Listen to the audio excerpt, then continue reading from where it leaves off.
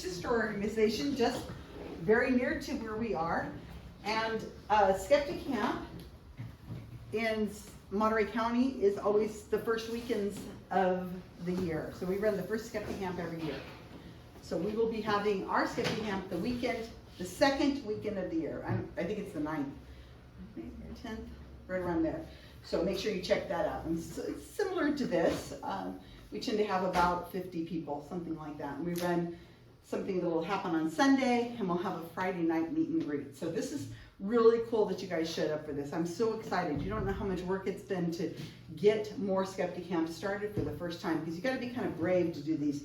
They're kind of intimidating to some extent.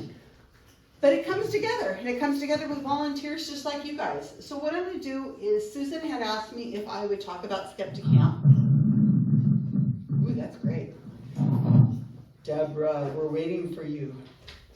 Here's Deborah. Okay, so the reason why I am putting on this little thing about SkeptiCamp is because Susan asked me if I would do something that would talk about SkeptiCamps.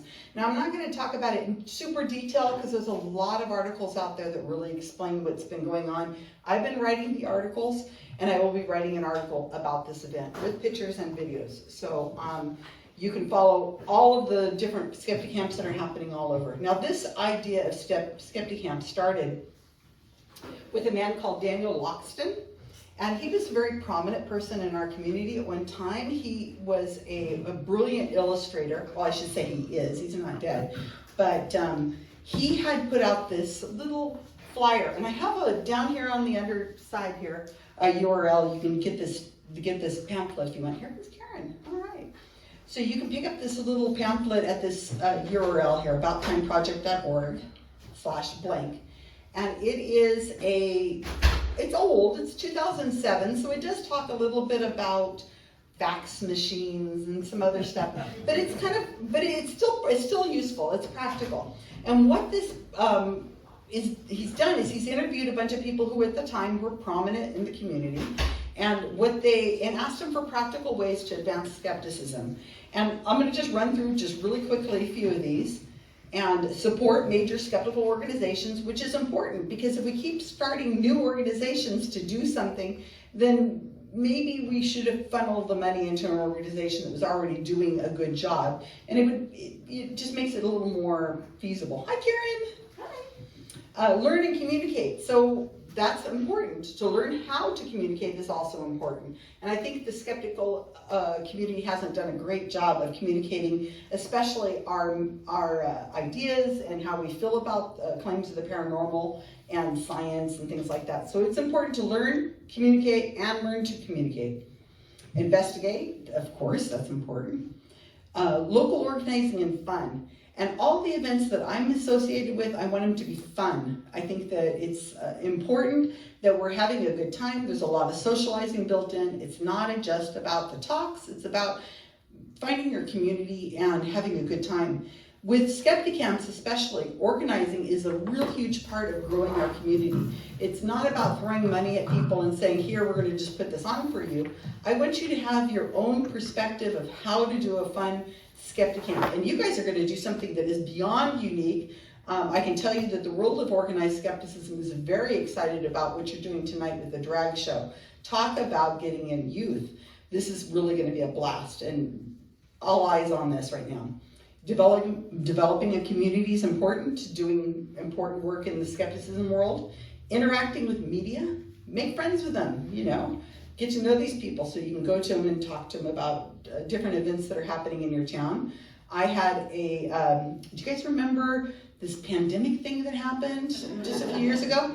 Well, right before it happened, there was a bus that was coming through Monterey County. It was called the Vaxxed bus, VAXXED, and it was done by anti-vaxxers, and they were coming to towns across the United States. They're driving this giant van, and people could go inside and they could bear witness to how vaccines have harmed them. It was really interesting. They came to Monterey County, and I was just like, oh my gosh, we got to do something. So I talked to the media, and the media said, oh, we'll go interview them. I'm like, no, we don't want to interview them. We don't want to give them more press.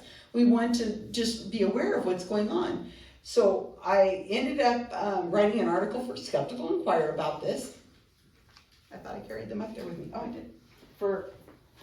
So I do publish for Skeptical Inquirer, mostly online, not necessarily inside the magazine so much. But I wrote an article about the Vax bus coming to town and what happened and what was going on. But that was getting local media involved. I was able to talk to them and we had a really good interaction with the media who seemed to be very pro-science. And then right after that, that was January of 2020, and then right after, that's when COVID hit. So it was fascinating what had happened. It was you. Sorry, no. Schools and libraries being, look at this beautiful venue you guys have gotten. This is incredible. Just very nice. Wait till you see the room where the drag show is. There's a piano, don't touch it, but there's a piano. There's a piano in there and it's beautiful. So being involved in your schools and your libraries is a really important way of getting the skeptical message out.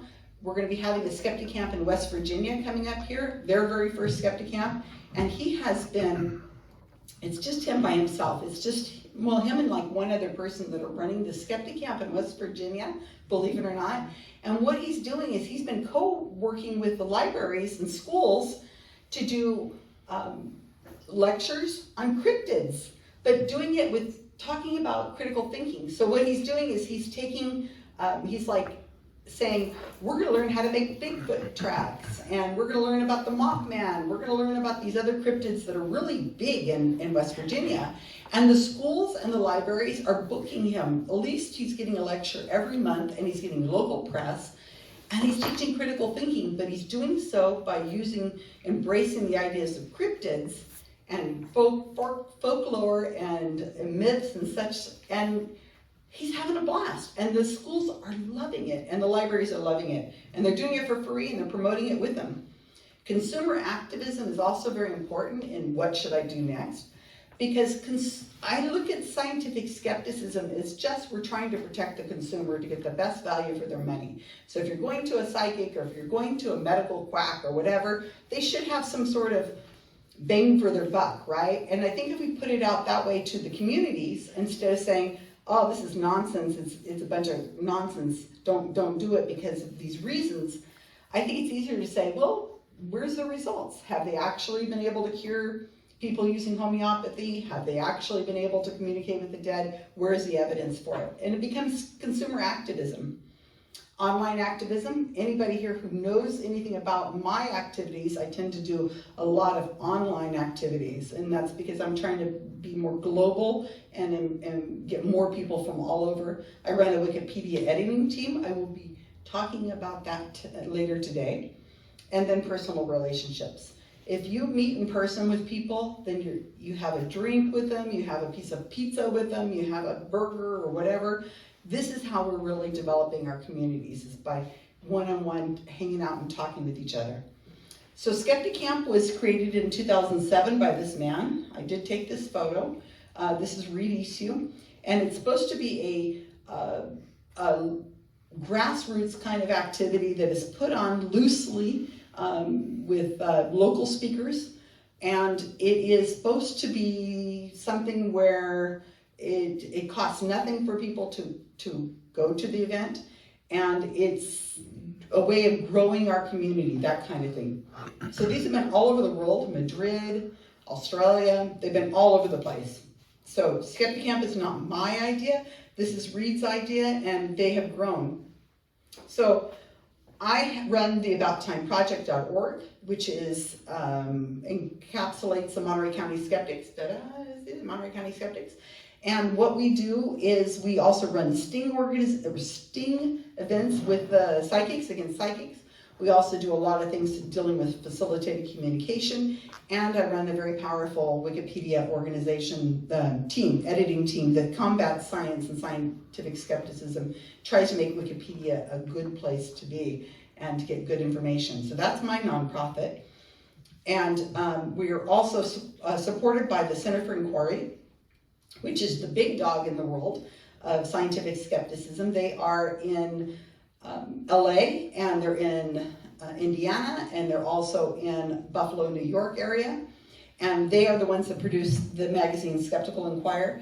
They also produce another magazine that I have somewhere, that I have forgot to put out somewhere, Free Inquiry, right? Free Inquiry. That's a more humanist kind of angle. They put on a huge conference every year called SciCon. It'll be in Buffalo, New York, this June 2026. And it's the 50th anniversary. So Center for Inquiry, in their ultimate wisdom, have decided that SkeptiCamps might be some way of, that we should be embracing SkeptiCamps as a way of growing our community. And that's kind of been my baby for the last year or so.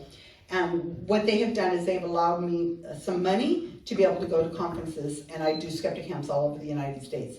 So that expenses that I incur from going to West Virginia or Vegas, that's coming up in a couple weeks, and Seattle, where I just got from, the people who run the organization don't have to pay my expenses. Center for Inquiry has got me covered, and we're hoping to expand that over time. Oh, that's nice. And Skeptical Inquirer magazine, as I said. So I do want to mention that part of the agreement I have with Skeptical Inquirer is, Center for Inquiry, is that I want to make sure that I promote the idea that Skeptical Inquirer magazine is a wonderful resource for combating for being the critical thinkers out there.